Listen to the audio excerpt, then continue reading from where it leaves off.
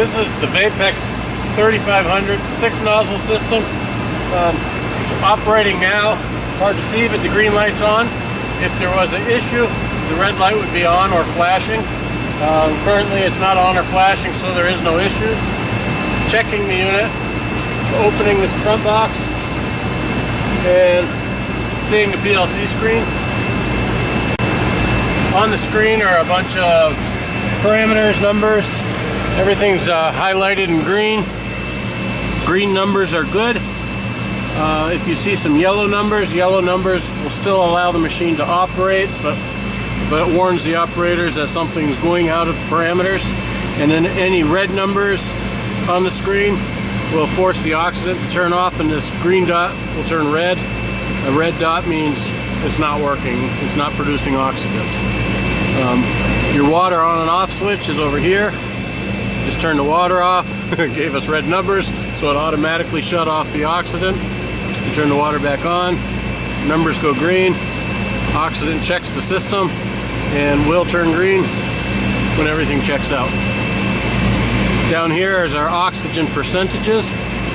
Those are green numbers. Anything above 75 is acceptable, they'll be green.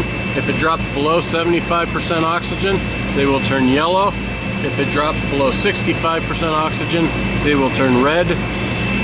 And then the oxygen pressure below there should be anywhere from 20 up to 35 psi, and it will swing as the unit breathes. If it goes outside parameters, it will turn yellow to indicate there's an issue.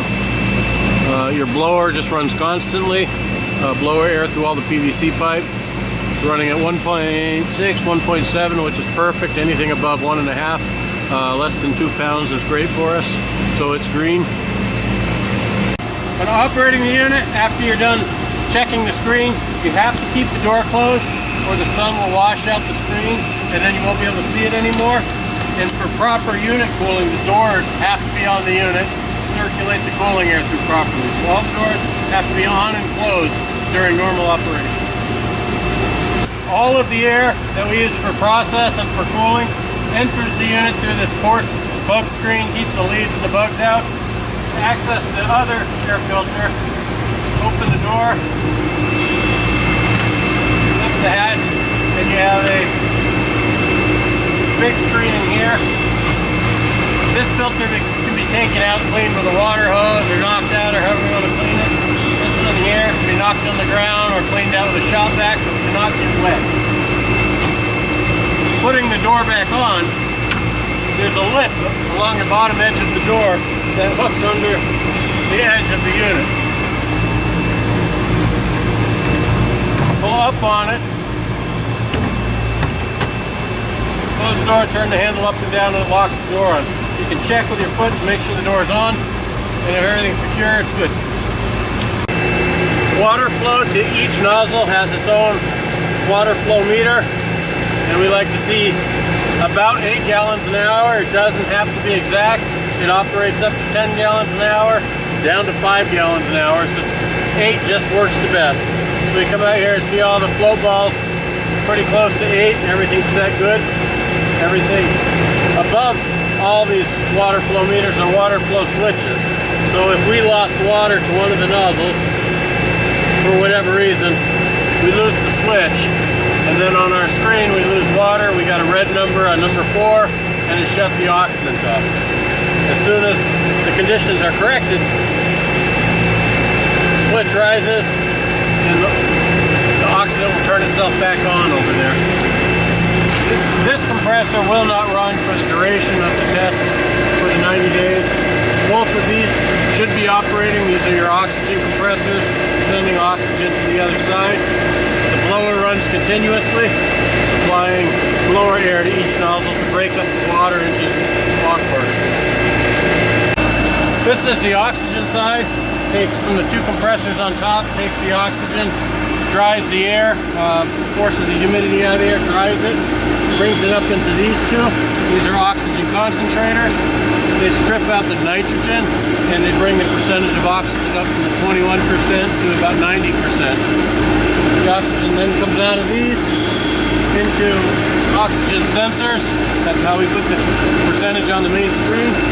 So what we're looking for here as these float balls are fairly close, and then 2 or 3 CFH of each other, then they're flowing the same amount of oxygen. Come down to our pressure gauge. We want 7 psi of pressure on the gauge. And then it comes to a total flow meter. We just want to see that we have oxygen flow. The oxygen comes into this component. This is a plasma unit that generates lightning and converts about 5% of the oxygen into ozone, which is all stainless steel and Teflon all the way to the nozzle and meets the water in the air at the nozzle. On this side, we're looking for matched flows, 7 psi, and a total flow of oxygen through the system. If you need to shut the unit off for any reason, you're entering the well, something's wrong, you need to shut it off, it's one button. This button is also a breaker, so if you walk up here and the button's halfway between on and off, it's actually switched off on breaker. Probably won't see that. Typically your breaker will pop before mine. Turning the unit on, there's no startup sequence. It automatically sequences its own startup. We'll turn it on. PLC will go through some diagnostics. Only the blower will start, and you'll see a countdown screen for 30 seconds. That decompresses all the oxygen pressure and everything else out of the unit for just a few seconds before everything else starts up. After the 30-second countdown, the water will turn on, the compressors will turn on, and we'll start the oxygen cycle, and it will just come on automatically. If you lose power here and it cycles itself off, it will cycle itself back on the same way. You don't need to reset anything, you don't need to adjust anything or shut off the alarms. It will do everything automatically. Inside panel, quarter turn. Our breakers on both sides. This is the high voltage side. This is the low voltage side, the 24 volt DC side. Everything's breaker protected. In each breaker is a window. Red means the breaker is on. There's power there. If it's green, it means it's off, it's safe. So we're looking for all red on the breakers themselves. These typically don't pop on their own. Hardly ever have an issue with it. The only breaker we'd have a problem with is power supply in your panel.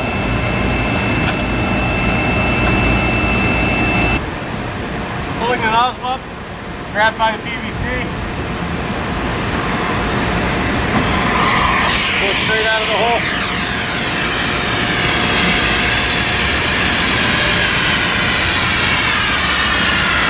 Use a rag or a plastic bristle brush to clean the face of the nozzle. Anything that might have built up on the outside of the nozzle. Don't use anything hard like a screwdriver or a pocket knife, a metal bristle brush. What we're looking for is to clean this surface of any hardness that would build up. Turning the nozzle off stops the water flow. If you see buildup inside the center hole, you're going to run a small screwdriver, a threaded rod, or something down in there to break up any debris that's down in there. And then readjusting the nozzle is from a closed position, a half a turn open, and then the nozzle's adjusted again.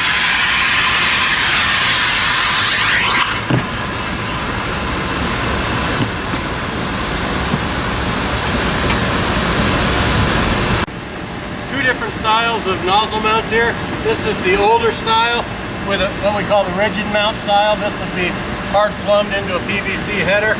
Has loose tubing on the external. To access the nozzle on a permanent install, you'd have to break the union, pull the nozzle up, put it back, and put it all back together. This is the new style, what we call the flexible mount, where on a permanent install, the PVC header would be down here, and the flexible hose would connect down here, so there is no union to break.